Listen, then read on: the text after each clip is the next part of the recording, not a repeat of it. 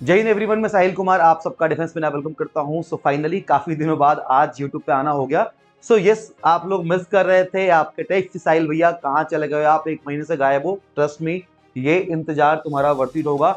आज इस वीडियो में बात करने वाला हूं कि नेक्स्ट 75 डेज में आपके क्या प्रिपरेशन स्ट्रेटजी होनी चाहिए जिससे आप अपने CDS 224 के एग्जाम को बड़े ही आसानी से क्लियर कर लो। देखो, CDS 1 में क्या चेंज आए, कितना डिफिकल्ट पेपर था, क्या एडिशन हुआ, इन सब के बारे में बात करेंगे। लेकिन आपको पता होना चाहिए कि पेपर डिफिकल्ट होता है तो सबके लिए होता है, कट ऑफ लो जाती है, और इजी होता है तब भी सबके लिए होता है। सो बेसिकली इस बार मैंने ये प्लान किया है कि ये कोई आइडियल स्ट्रेटजी वीडियो नहीं है।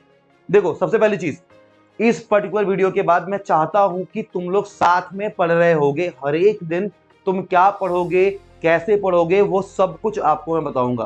पहली बात, अगर कुछ छोटे छोटे टास्क है, अगर वो तुम कर पाओ तो इस वीडियो को कंटिन्यू करना, अदरवाइज मत करना। सबसे पहले आपको डेली टारगेट्स करने पड़ेंगे। डेली, ज्यादा बड़े नहीं, छोटे छोटे टारगेट्स होंगे। अगर आप रेडी हो डेली टारगेट्स कंप्लीट करने के लिए, अगर आप रेडी हो daily 20 question different different subject का मॉक देने के लिए, सो मैं चाहता हूं कि फिर आप इस वीडियो को आगे कंटिन्यू करो। ये सारी चीजें, चाहे वो डेली टारगेट्स हो, डेली क्वेश्चन हो, ये सब कुछ आपको डिफेंस मैनिया पे फ्री ऑफ कॉस्ट ही अवेलेबल है। तुम्हें पता होगा, एक single motive that we want to make defence media India largest pocket friendly portal, और इस मिशन को पूरा करने के लिए चाहे जो भी करना पड़ेगा मैं करूंगा। I will try my best. तो अगर ये दोनों चीज तुम कर सकते हो तो इस वीडियो को कंटिन्यू करना, क्योंकि मैं बताऊंगा कि आप डेली बेसिस पे पढ़ाई कैसे करो। देखो, दो तीन चीजें हैं कि आप अभी आपकी फैमिली कैसी है, आप मिडिल क्लास फैमिली में बॉर्न हुए, रिच फैमिली में बॉर्न हुए, या फिर आपकी हाइट क्या होगी, ये सारी चीजें ना, आप किस कास्ट में हुए ये आपने डिसाइड नहीं किया।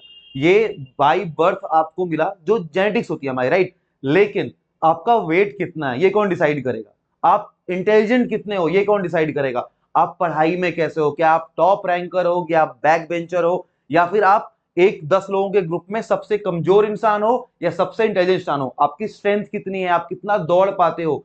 ये सब कुछ चीजें थी जो आपको ग्रो करनी थी। फौज ना दो तीन चीजें एकदम अलाउ नहीं करता। जो जवाब होते हैं ना कि सर मैंने ऐसा सोचा, मुझे ऐसा लगा, ये सब नहीं चलता। सो आई विल सजेस्ट कि इस जर्नी पे आने से पहले ये जो एक्सक्यूजेस हैं, देखो, तुम्हारी हाइट तुम्हारी देन नहीं है, बट तुम्हारा वेट तुम्हारी देन है, राइट। आपको कौन से स्कूल में दाखिला मिला वो आपकी चॉइस नहीं थी, लेकिन अगर आज आप प्रिपेयर कर रहे हो तो आप कितने तमीज से प्रिपेयर कर सकते हो, आप कौन सी रैंक लेके आओगे, ये तो तुम्हारे हाथ में है ना। सो आई जस्ट वांट कि इस 75 डेज की जर्नी पे आने से पहले ये जो एक्सक्यूज नाम का वर्ड है ना, ये हटा दो। तुम्हारे पास बस तीन चीजें हर जगह लिखी होनी चाहिए: डिसिप्लिन, कंसिस्टेंसी एंड परसिवरेंस। अगर ये तीन चीजें मिक्स कर लोगे, तीनों आपस में रिलेट करती हैं, ट्रस्ट मी, ये आने वाले 75 डेज बहुत ही ब्यूटीफुल होने वाले हैं। अब हम बात करेंगे कि इस वीडियो में मैंने क्या क्या चीजें कवर करी हैं। अब भाई, जब आप ये वीडियो देख रहे हो तो आपके माइंड में आएगा कि इस वीडियो से आपको क्या क्या चीजें जानने को मिलेंगी। स्टार्टिंग से एंड तक मैं आपको समझाता हूं कि by the end of this video इन चीजों के बारे में आपके पास क्लैरिटी होगी। मैं आपको बताने वाला हूं प्रायोरिटीज के बारे में कि आपके कौन से सब्जेक्ट सबसे पहले होने चाहिए, सिक्वेंस क्या होना चाहिए, चाहे वो मार्क्स वाइज हो या फिर टफनेस के हिसाब से कि भाई आप कितनी मेहनत करोगे और आपको क्या स्कोर मिलेगा। तो हम बात करेंगे प्रायोरिटीज की कि आप किस प्रायोरिटी लिस्ट में कौन कौन सी चीजें, कौन कौन सब्जेक्ट सबसे ऊपर होने चाहिए एंड कौन सब्जेक्ट आपके सबके नीचे होने चाहिए। इसके बाद मैं आपको समझाऊंगा एग्जाम का पैटर्न। इसके बाद CDS 124 में क्या चेंजेस आए, किस पोर्शन को ज्यादा वेटेज मिला, किसको नहीं मिला, आगे का क्या प्लान होगा, मैं आपको वो बताऊंगा। इसके बाद CDS 2 के लिए आपका इंग्लिश हो, जीके हो, बीट मैथ्स, आपकी क्या प्लानिंग होनी चाहिए वो बताऊंगा। आपके बुक लिस्ट में कौन कौन चीजें होनी चाहिए, और अगर वहां से ना पढ़ पाओ तो कौन कौन से ऐसे इंपॉर्टेंट टॉपिक है, जैसे कि मैंने आपको बताया कि एनसीईआरटी, तो एनसीईआरटी के अंदर आपको कौन कौन से, किस एनसीईआरटी से कौन सा चैप्टर पढ़ना है ये बताऊंगा। और सबसे एंड में कि आपको कैसे क्वेश्चन पेपर को अटेम्प्ट करना है। सो ओवरऑल सब कुछ कवर कर दिया है जो आपको आपके सीडीएस को क्लियर करने में बहुत ज्यादा हेल्प करेगा। Now we will start with priorities.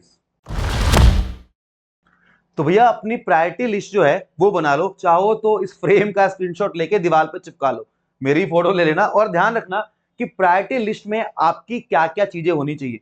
सबसे पहले देखो, आपको पता है कि ओटीए वालों के लिए आपको इंग्लिश और जीके है, और आईएमए एफए वालों के लिए मैथ्स एड ऑन हो जाएगा। सो अगर आप, मैं इंग्लिश और जीके वाले पोर्शन की बात करूं तो सबसे पहले टॉप प्रायोरिटी में आपके पास इंग्लिश सब्जेक्ट होना चाहिए। देखो भाई, इंग्लिश में ना सबने हल्ला मचाया है कि सर फॉरेन वर्ड आ गए। अरे ठीक है यार, 20 question out of the syllabus आ गए, बाकी के 100 क्वेश्चन क्या वो आपने किए थे? मैं बता रहा हूं अपना पर्सनल एक्सपीरियंस कि भाई जितनी बार ओटीए आईएमए क्लियर हुआ है, सबसे ज्यादा स्कोर अगर आपके इंग्लिश में 70, 75, 80 के मार्क्स नहीं आ रहे हैं, दैट मीन्स कहीं ना कहीं आप गलत कर रहे हो, क्योंकि जो टॉप स्कोर कर रहे होते हैं उनके इंग्लिश में एवरेज मार्क्स इतने चले जाते हैं। सो मेक श्योर कि इंग्लिश एक ऐसा पोर्शन है जहां पे आप कम मेहनत से अच्छा स्कोर कर सकते हो। तो सबसे पहला आपका फोकस, और ओटीए वालों ये बात ध्यान रखो, जीके पढ़ पढ़ के लाख मर जाओगे आप, लेकिन साथ आपका इंग्लिश देगी। चाहे कोई पीएचडी वाला बंदा भी हो ना, हिस्ट्री के सारे क्वेश्चन नहीं कर पाएगा, लेकिन ज्योग्राफी के नहीं कर पाएगा, लेकिन अगर इंग्लिश को आपने तमीज से करा हुआ है, तुम इमेजिन करो इस बार की मान लो कट ऑफ 100 गई होगी, अगर कोई इंसान 80 नंबर लेके आ गया होगा इंग्लिश में, 20 क्वेश्चन 20 मार्क्स लेके आए तो जीके में out of 100, right? So English एक बहुत इंपॉर्टेंट रोल प्ले करेगा आपके सीडीएस सिलेक्शन में।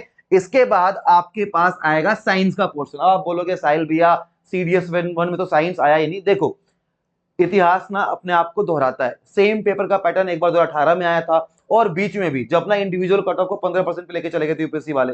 इसका मतलब ये नहीं था कि हर साल सेम टाइप का पेपर देंगे, चाहे वो बीट कोई भी एग्जाम हो। यार एफकेट का ही देख लो, एक बार इन्होंने क्या किया, आउट ऑफ नोवेयर बीच में पूरा सिलेबस ही बदल दिया। इसका मतलब ये नहीं कि हर बार सेम चीज फॉलो करेंगे, एक दो बार एग्जामिनर सरप्राइज देता है आपको, लेकिन जो आपके मेथड से, देखो अगर सरप्राइज दिया, सिलेबस में कुछ एड ऑन हुआ, उसको सीखो, लेकिन अपना जो सिलेबस है एक चीज को ट्रेडमार्क लेके वो मत छोड़ दो। क्या पता अगली बार सेम पैटर्न जो पहले आया करता था पेपर उस पे आ जाए। तो भाई जो आपके सिलेबस में है, जो यूपीएससी बोलता है नोटिफिकेशन में कि आपको बेसिक साइंस 10th लेवल की आनी चाहिए, वो पढ़नी है तो पढ़नी है। एक एग्जाम जो एग्जामिनर ने क्या सोच के बना के दिया वो डिसाइड नहीं करेगा। ये बहुत सारे बीट, सीएपीएफ, सिविल सर्विसेज, हर जगह होता है। एक बार पैटर्न चेंज कर देंगे, अगली बार सेम फॉर्मेट पे आ गए, और चलो नहीं भी आए इस पे भी आए, लेकिन आपको अपने सिलेबस को पूरा कंप्लीट करना है, राइट? इसके बाद आप आएंगे करंट अफेयर्स पे। English, science, then next is current affairs. Current affairs का मैंने प्लान किया है ऑन यूट्यूब कैटेगरी वाइज। जैसे हम क्या करते हैं, अप्रैल, मई, जून, जुलाई ऐसा अपलोड करते थे पहले, अब मैं क्या करने वाला हूं, खुद मैं अपलोड करने वाला हूं। कैसे? Complete defence. एक साल में पार्ट 1 पार्ट 2 बना दिया कि भाई डिफेंस का मान लो जैन से अभी मई तक हो गया, तो जनवरी से मई तक का पार्ट 1 बना दिया, मई के आगे part 2। Complete defence, complete sports, complete person in news, complete awards, category wise category बनाऊंगा, और अगर टाइम मिला आपके लिए तो मंथली बना दूंगा, लेकिन मेरा फोकस होगा इस बार कि मैं कंप्लीट डिफेंस की कंप्लीट यानी कि एक कैटेगरी बना के लेके चलूं, ताकि कहीं से भी क्वेश्चन आपका करंट अफेयर्स में आए, आपका काम बन जाए। इसके बाद हम आएंगे ज्योग्राफी पे, नेक्स्ट आएंगे पॉलिटी पे, और सबसे लास्ट में आएंगे हिस्ट्री एंड इको वगैरह। मेरी बात समझो, कहा जाता है कि यूपीएससी अगर एक प्यून लेवल का भी एग्जाम लेगा तो उसका भी एक लेवल होगा, समझ गए? उसका भी एक स्टैंडर्ड होगा पेपर का। हिस्ट्री के क्वेश्चन चाहे आप जितना भी प्रैक्टिस कर लो, हमेशा कहीं ना कहीं छूटते हैं, और आई विल नॉट सजेस्ट कि भाई 2-4 क्वेश्चन को सही करने के लिए आप मोटे मोटे ग्रंथ पढ़ने लग जाओ, क्योंकि तुम्हारा एम पेपर को क्लियर करना है, हिस्ट्री में आप पीएचडी नहीं करनी है, राइट? तो भाई हिस्ट्री, इको, ये जो बाकी के सब्जेक्ट्स हैं इनको थोड़ा लोअर पे रखना, जहां से इजीली स्कोर हो सके वो पोर्शन आपको पहले कंप्लीट करना है। तो मैंने आपको प्रायोरिटी लिस्ट समझा दी। अब मैं बात करूंगा आपसे एग्जाम पैटर्न की। देखो, आपके एग्जाम पैटर्न में कोई छेड़छाड़ नहीं है, जो पहले चलता हुआ है वही होगा। सेम है कि भाई जो ओटीए वाले बच्चे हैं, ओटीए वाले यानी जो बॉयज लड़कियों का इसको बस ओटीए ही होता है, तो जो ओटीए वाले बच्चे हैं उनको आपका इंग्लिश एंड जीएस का पेपर देना है, और जो आईएमए एफएएनए है उनके लिए मैथ्स जो है वो एड ऑन हो जाएगा। पैटर्न क्या होता है, इंग्लिश के अंदर आपके 120 क्वेश्चन आते हैं, जीके में आपके 120 क्वेश्चन आते हैं, और मैथ्स में आपके 100 क्वेश्चन आते हैं। कितने? 100 क्वेश्चन।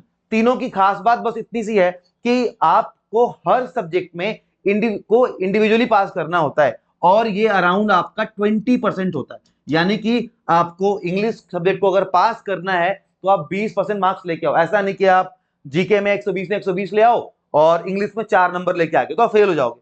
आपको इन सब्जेक्ट्स को, बहुत सारे बच्चों को नहीं पता होता, इसलिए बता दे रहा हूं मैं, इंडिविजुअली एक कट ऑफ होती है, 20% मार्क्स आपको स्कोर करना ही होता है। सो 20% आपको स्कोर करना पड़ेगा, 20% इंग्लिश में, 20% जीएस में, एंड 20% मैथ्स में। टोटल आपका 300 नंबर का पेपर होता है। कितने का? 300 नंबर का पेपर होता है। और ओटीए वाले बच्चे अगर आप 100 से 110 के बीच में लाई कर रहे हो अपने कट ऑफ के हिसाब से, चाहे जितने साल का उठा के देख लो, इससे कम पे भी हो जाता है, तो आप ओटीए क्लियर कर रहे होगे। और आईएमए वाले आप लोगों को 130s में 140s में जो एफए वाले हैं वो ऊपर करके जाओ, क्योंकि एक मैथ्स भी ऐड ऑन हो जाएगा, राइट। तो मैथ्स के हिसाब से आपकी कट ऑफ जो थोड़ी सी बढ़ जाती है। सो अब बात करेंगे कि भैया सीडीएस 124 जिसको लेके इतना बवाल हुआ कि सर इंग्लिश का पेपर ऐसा आया, जीके का ऐसा आया, मैथ्स में कुछ खास बात नहीं थी, मतलब मैथ्स को लेके इतना हुआ नहीं, उसके बारे में कि आखिर इनसाइट्स क्या थे। तो सीडीएस 124 को थोड़ा सा डिकोड करते हैं। सबसे पहले अगर मैं आपसे बात करूं ट्रेडिशनल पैटर्न में, देखो क्वेश्चन तो सेम थे, पर क्या चेंज हुआ, आपके वर्ड्स कितने आए, 5 साइनो, कोरिलेटिव सेंटेंस कितने आए, 5। ये तो आप चार्ट देख रहे हो ना, pair words, parts of speech, passages, ordering of sentence, parajumble, antonym, fill in the blanks, idioms, आपका फॉरेन वर्ड्स, यहाँ पे जो उन्होंने फ्रेंच वर्ड डाल दिए थे, इसके बाद borrowed words, phrasal verb, confusing words, preposition and spotting errors.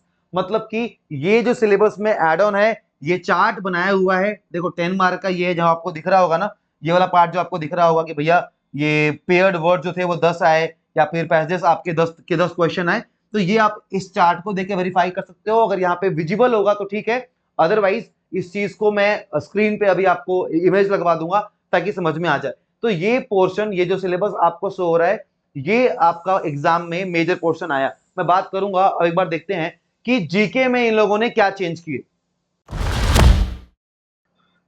एक बार देखते हैं कि जीके के अंदर इन लोगों ने क्या चेंज किए। अगर मैं स्पेशली जीके की बात करूं तो सारे अपने ट्रेडिशनल पैटर्न को सीडीएस यूपीएससी वाले छोड़ते हुए पॉलिटी आ गया अराउंड 10 to 12 क्वेश्चन के अराउंड, हिस्ट्री आ गया अराउंड 15 से 20 क्वेश्चन के बीच में, बायो आपका सेम 10 क्वेश्चन के अराउंड, केमिस्ट्री भी आपका 5 से 10 के बीच में, फिजिक्स बिल्कुल डाउन हो गया, इको रहा, ज्योग्राफी, डिफेंस जो हम हमेशा डिफेंस के क्वेश्चन पूछा करते थे ये लोग, डिफेंस आ गया, 1-2 क्वेश्चन डिफेंस के, करंट अफेयर्स हमेशा जो बना हुआ होता है तो इंपॉर्टेंट होता है, और कुछ क्वेश्चन मिसलेनियस थे।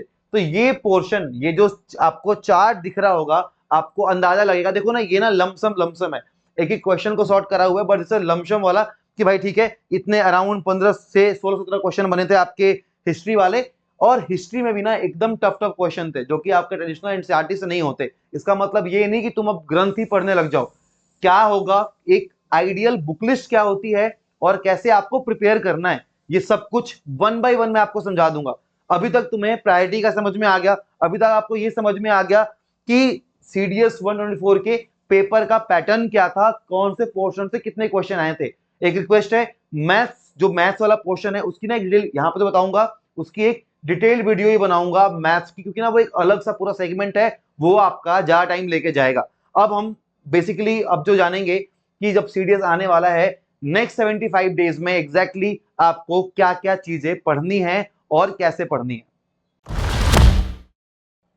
सो भाई अब सबसे इंपॉर्टेंट जो आपका जो प्रायोरिटी लिस्ट में हमारे नंबर 1 पे था वो था इंग्लिश। इन नेक्स्ट 75 डेज में अगले सीडीएस 124 के लिए आप इंग्लिश को कैसे रेडी करोगे मैं आपको बताता हूं। सबसे पहले अगर 3 पोर्शन में पेपर को बांटना चाहूं तो पहला आएगा ग्रामर वाला पार्ट, जिसमें हमारे spotting errors, parts of speech, phrasal verb, preposition, fill in the blanks and cloze test वगैरह। सेकंड पार्ट जो वोकैब का है, जहां पे हमारे idioms, one word substitution, synonyms, antonyms, और उसके बाद हमारा understanding part that is passages, parajumble, ordering of sentence, quality things and sentences. अच्छा एक चीज यहाँ पे बहुत इंपॉर्टेंट है, देखो जो आपका ये ग्रामेटिकल पार्ट है, spotting errors, parts of speech, phrasal verb, इसके लिए आपको पार्ट्स ऑफ स्पीच, ये जो नाउन प्रोनाउन होता है ना, ये तो पढ़ना पड़ेगा। आई विल सजेस्ट एक बुक, एक तो आपकी नीतू प्लिंट टू पैरामाउंट करके नीतू सिंह की बुक आती है, या कोई भी ग्रामर की बुक, सारी ऑलमोस्ट सेम होती है, एक आर अग्रवाल की भी आती है, यहाँ पे इमेज लगा देंगे हम, आप दोनों बुक का इमेज लगा देंगे, आप जिसको लेना चाहो ले सकते हो, कोई एक बुक रेफरेंस के ले लो, और आप देख पाओगे यहीं पे जो मतलब पता है स्ट्रैटेजी सबके लिए सेम है, या तो आप बुक के थ्रू कवर कर लो या फिर यहाँ पे आपको लेक्चर्स दिख रहे होंगे उनके थ्रू कर लो, सबके लिए सेम होता है। एक बार ग्रामर कंप्लीट हो गया, प्रैक्टिस चालू कर दी पीवाईक्यूज की, तो आपका ये ग्रामर वाला पोर्शन हट जाएगा। वोकैब एंड अंडरस्टैंडिंग वाले पार्ट के लिए मैं बोलूंगा, जिसने मुझे बहुत ज्यादा हेल्प करी है सीडीएस वाले पार्ट में, देखो इंग्लिश की पढ़ाई बस एक बार करी थी और उसके बाद हमेशा सीडीएस वाले सेक्शन में इंग्लिश में मेरे मार्क्स 70-75 प्लस हमेशा ऐसे ही रहे। कैसे रहे, ग्रामर एक बार पढ़ लिया, spotting error short, phrasal verb short, cloze test short, ये सब तो हो गया। ये आएगा आपकी रीडिंग हैबिट से। रीडिंग क्या, आपको पता है वर्ड्स वो पूछते हैं जो डेली न्यूज में होते हैं, ट्रेंड में होते हैं, तो आप, अगर आपको कोई भी हैबिट है, अगर आप बुक रीडिंग करते हो, आर्टिकल्स पढ़ते हो, एडिटोरियल्स पढ़ते हो, कुछ भी पढ़ते हो, अगर आपकी रीडिंग हैबिट है, अगर नहीं है तो ले आओ अंदर भाई, एसएसबी के अंदर भी आपको बहुत काम आएगा। चीजों को पढ़ना शुरू करो। देखो वोकैब या इडियम्स हो गई ना, ये तो चलो मान लो कि आप 20-20, 30-30 वर्ड करके रटना स्टार्ट कर दो, बट मैं आपको रटने के लिए सजेस्ट नहीं करूंगा, क्योंकि यार एक टाइम के बाद ना वर्ड्स इतने ज्यादा हैं, इट्स लाइक इनफाइनाइट, बहुत ज्यादा वर्ड्स हैं।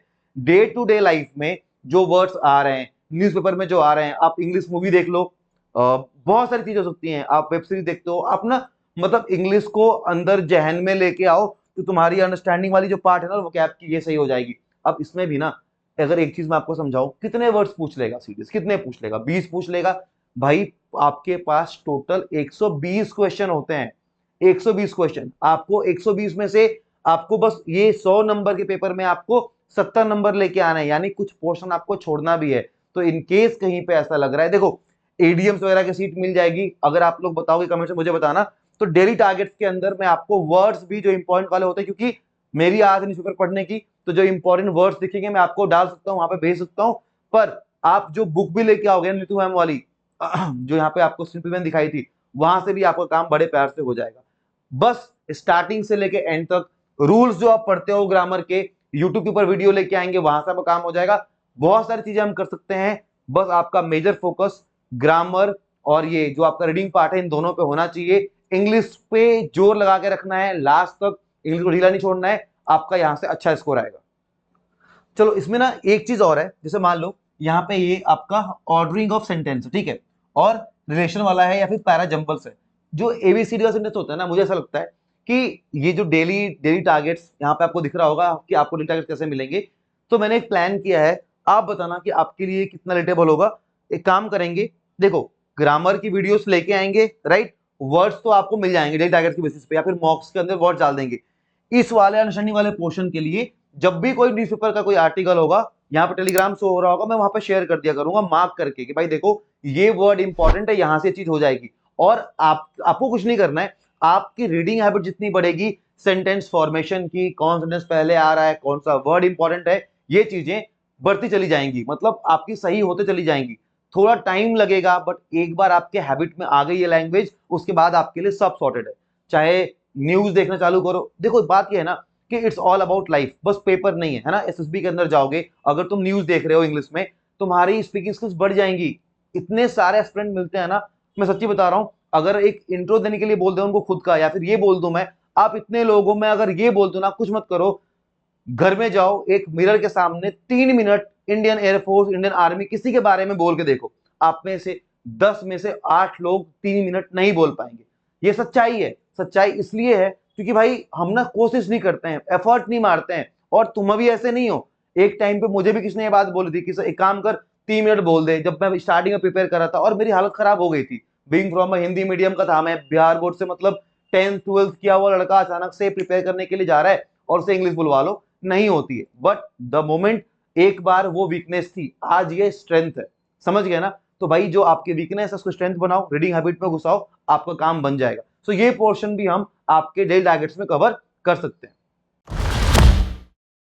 अब आपका और मेरा सबका फेवरेट नाइटमेयर जो होता है सीडीएस, यानी यूपीएससी सीडीएस का जीके वाला पोर्शन। सबसे पहले जिनके पास टाइम है, जिनका लास्ट टाइम नहीं है, मतलब जो अभी ढंग से प्रिपेयर करना चाहते हैं, आप में से बहुत सारे लोग कंप्लीट भी कर लेंगे, उनको बता दूं, एक कुछ हमारी बुक लिस्ट जो सीडीएस के पॉइंट ऑफ व्यू से, जो इतने आपके पेपर होते हैं, मैक्सिमम क्वेश्चंस कैसे फॉर्म होते हैं, कहां से आते हैं, उनके बारे में अगर मैं आपको बताऊं, देखिए सबसे पहले अगर मैं जिक्र करूंगा तो आपके पास पॉलिटी के अंदर लक्ष्मीकांत है।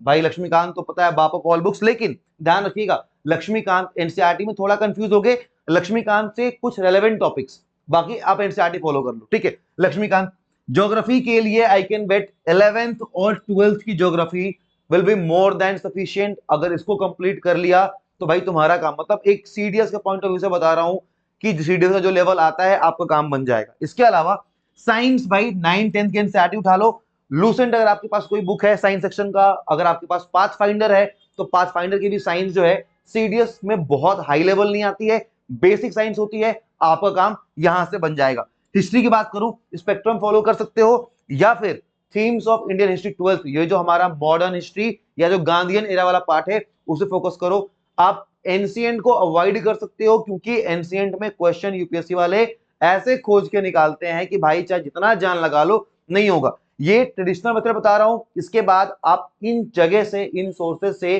क्या क्या चीजें फॉलो कर सकते हो। अगर आप ट्रेडिशनली नहीं जा रहे हो एनसीईआरटी पढ़ के तो क्या क्या आपके काम में आएगा मैं वो भी बताऊंगा। इकोनॉमिक्स की अगर मैं बात करूं तो भाई 11 12 को उठा लो और जो इकोनॉमिक्स के कौन सा ग्राफ कौन सा टर्म न्यूज में है वो ध्यान में रखो। ये जीएस वाला जो एक आइडियल सिलेबस बोलते हैं इसको बताएंगे कि भाई एक आइडियल सिलेबस आपका ये है। अब मैं बात करता हूं कि जब आप इन टॉपिक को पढ़ रहे होगे तो आपके माइंड में सब्जेक्ट वाइज क्या प्रायोरिटी होनी चाहिए, आपको किन किन चीजों पे ज्यादा फोकस करना चाहिए। स्टार्ट करेंगे। देखो सबसे पहले मैं बात करूंगा करंट अफेयर्स की कि जब करंट अफेयर्स आप प्रिपेयर कर रहे होगे तो आपकी अप्रोच क्या होनी चाहिए और किस तरीके से आप करोगे और मैं कैसे आपको कवर करवाऊंगा। सबसे पहले मैं आपको बताता हूं, देखो सबसे पहले अवार्ड्स एंड ऑनर्स।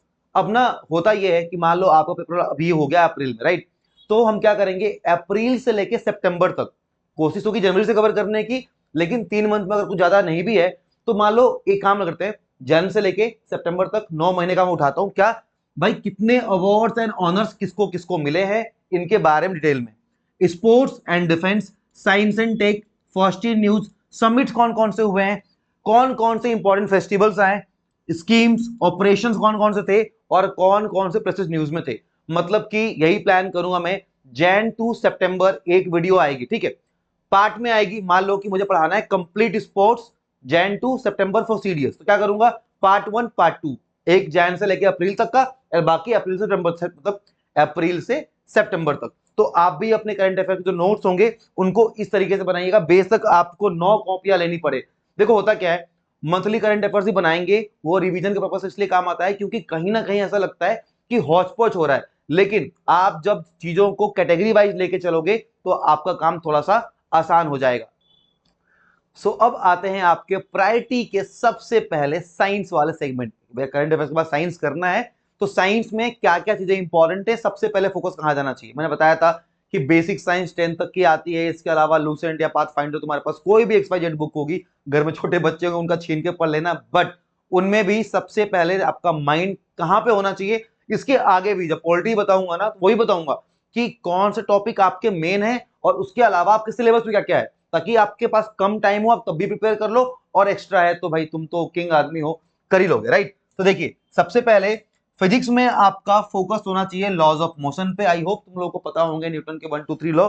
उसके बाद gravitation, light, mirrors, lenses and resistance. Same चीज अगर मैं केमिस्ट्री, अच्छा इसको ना ऐसे मत समझना, थोड़ा डीप में जाना है, यहाँ पे समझना है और क्लैरिटी बार बार कह रहा हूं, स्मार्ट लोग चाहिए, स्मार्ट लोग मतलब स्मार्ट ऑफिसर चाहिए ना, क्लैरिटी होनी चाहिए। ये नहीं मिरर रट लिया भाई, कौन से मिरर का क्या यूज है, कौन से लेंस का क्या यूज है, पता होना चाहिए कि जो लाइट आ रही है उसको क्या बोलेंगे, लॉज ऑफ रिफ्लेक्शन क्या होते हैं, लॉज ऑफ रिफ्रैक्शन क्या होते हैं, रेनबो कैसे बनता है, क्या क्या टोटल इंटरनल रिफ्लेक्शन क्या होता है, प्रिज्म क्या होता है, ये सारी चीजें बेसिक है, बेसिक लाइफ साइंस है, तो इन सब के बारे में आपको नॉलेज होनी चाहिए। केमिस्ट्री की बात करें तो आपका focus atom, chemical reactions, acid and bases, कभी कभार बड़े रिएक्शन भी पूछते हैं बैलेंस करने के लिए, मेटल्स एंड नॉन मेटल्स और एलओएस के बारे में। और एक चीज जो मैं हमेशा छोड़ देता हूं दैट इज आपका बायो वाला पोर्शन, जिसको आपको पढ़ना ही पढ़ना है क्योंकि यहां से अच्छे खासे मार्क्स आपके आ जाएंगे। तो सबसे पहले आपका आता है सेल। पहले मुझे कहते थे कि सर आपको कितना बायो हो, तो मैं कहता सेल में माइटोकॉन्ड्रिया के अलावा मैं कुछ नहीं जानता, बट फिर भी ठीक है एग्जाम के लिए पढ़ना पड़ता है। Cell, plant kingdom, animal kingdom, digestive system, आपका circulatory system, human diseases, vitamin and deficiencies, बहुत कम में कंप्लीट हो जाएगा। इन पे फोकस रखना। और एक चीज मैं आपको समझा दूं, इस एग्जाम में अभी मैं आपको जब पॉलिटी बताऊंगा, ज्योग्राफी बताऊंगा, प्योर फोकस रखना कि सारे सब्जेक्ट मैं नहीं पढ़ के जाता था, that is my personal experience. आपको कोई कोई पोर्शन चूज करने पड़ेंगे एंड ट्रस्ट मी, अगर पूरा फोकस वहां भी लगाओगे, एक काफ तो यार छूट ही जाता है भाई। इकोनॉमिक्स मैंने आज तक कभी देखी ही नहीं, क्या बोलूं मैं उसके बारे में, नहीं बोल पाऊंगा। बायो में बस काम काम की चीजें पढ़ी थी, इतनी बायो गोल थी, लेकिन हाँ फिजिक्स पूरी करके आऊंगा, केमिस्ट्री पूरी करके आऊंगा, पॉलिटी पहली फुर्सत में, ज्योग्राफी पहली फुर्सत में। तो ये आपका माइंडसेट होगा। अब बात करेंगे हम पॉलिटी की। आपको मैंने पॉलिटी के लिए सोर्स बता दिया, किसी से लक्ष्मीकांत उठा लेना, ठीक है। लक्ष्मीकांत से इंपॉर्टेंट टॉपिक, लेकिन क्या क्या पढ़ने जाओगे।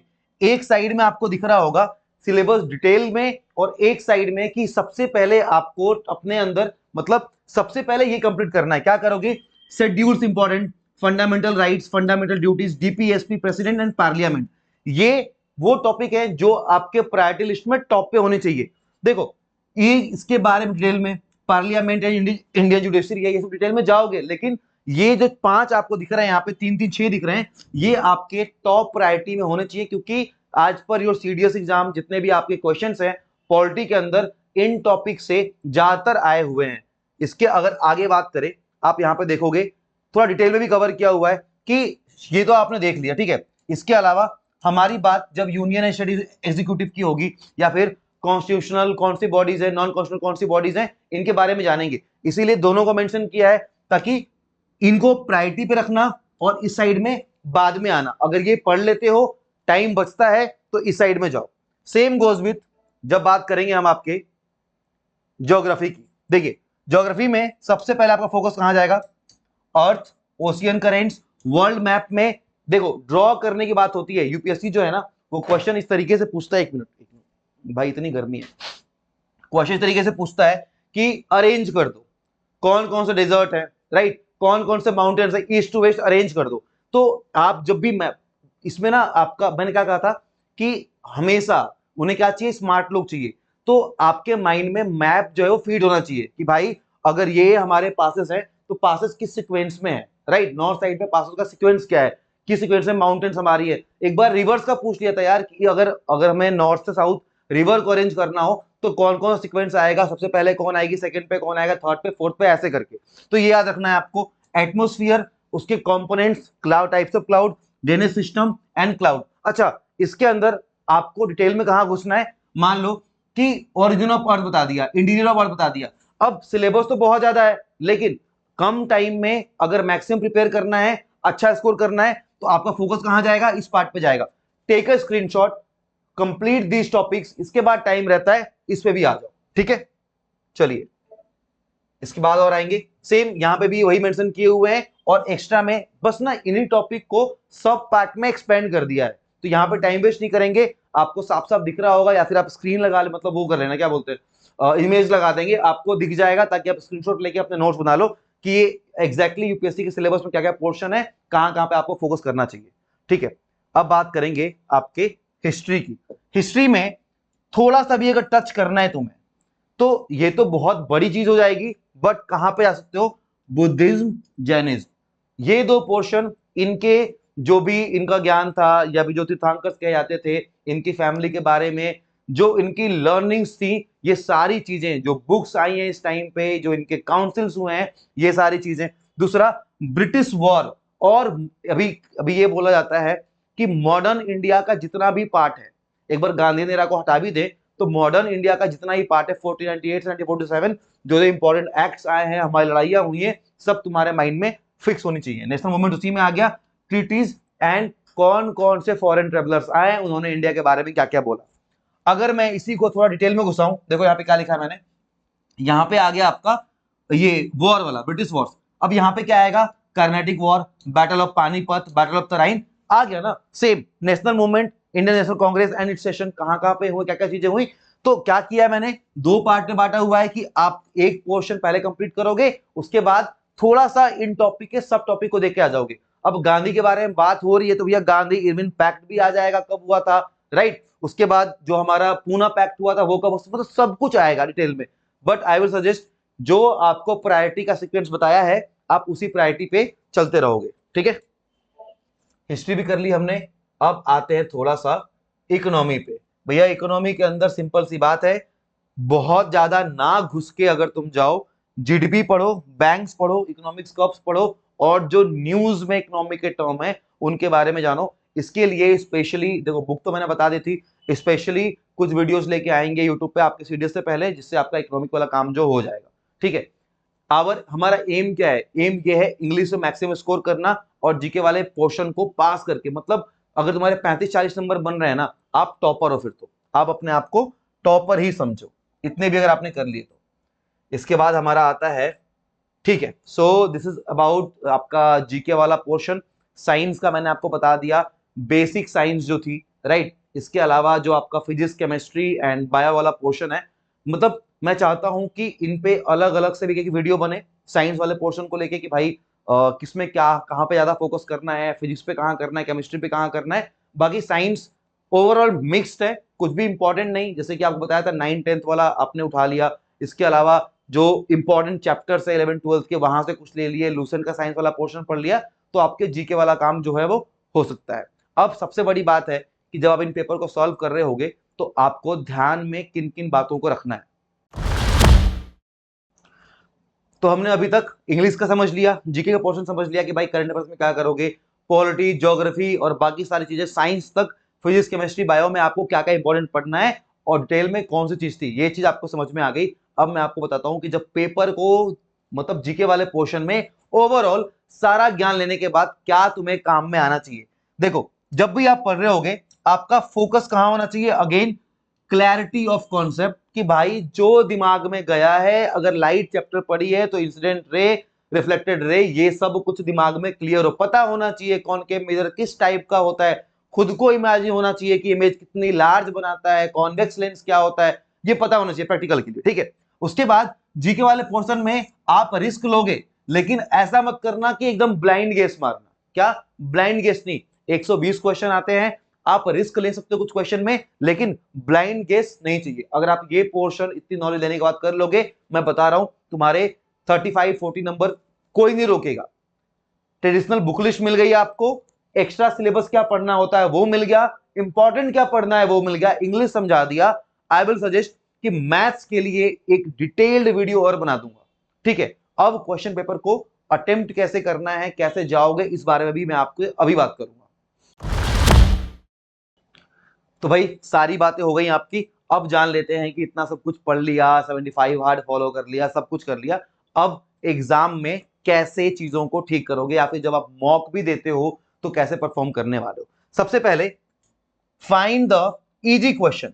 भाई इजी क्वेश्चन को फाइंड करना है, स्ट्रैटेजी नंबर 1, और उनको सॉल्व करना है। इजी क्वेश्चन को फाउंड, मतलब पेपर में देखो आपको ध्यान रखना है कि हर एक क्वेश्चन का सेम नंबर मिलने वाला है, ये नहीं कि टफ क्वेश्चन सॉल्व कर लिया तो उसके ज्यादा मिलेंगे और इजी वाले कम मिलेंगे, नहीं, हर एक क्वेश्चन के सेम मार्क्स हैं। So find the easy question, उसके बाद आंसर दोज क्वेश्चन जिसमें 50-50 चांसेस आपको लगता हो। मैंने क्या कहा था, टेक रिस्क, यानी कि जहां पे आपको लग रहा हो 50-50 चांसेस है वहां पे रिस्क ले लो। अब ऐसा ना हो कि आपका दिमाग हर क्वेश्चन कोई बोले 50-50, बट हाँ गट्स फीलिंग अगर आप पढ़ के जाओगे तो आपको होता है कि यार ये नहीं तो ये तो है ही है, ऐसे करके, तो इसमें भी आपके चांसेस बढ़ जाते हैं। और दूसरा, अब मुझे नहीं पता आप लोग ओएमआर कैसे फिल करते हो, बट अगर आप वो लोग ओएमआर, मैं तो साथ साथ फिल करता था, अगर आप लोग ओएमआर बाद में फिल करने वाले हो तो भाई हर 30 मिनट्स में अपने ओएमआर को फिल करते रहना, ताकि कोई भी दिक्कत ना आए।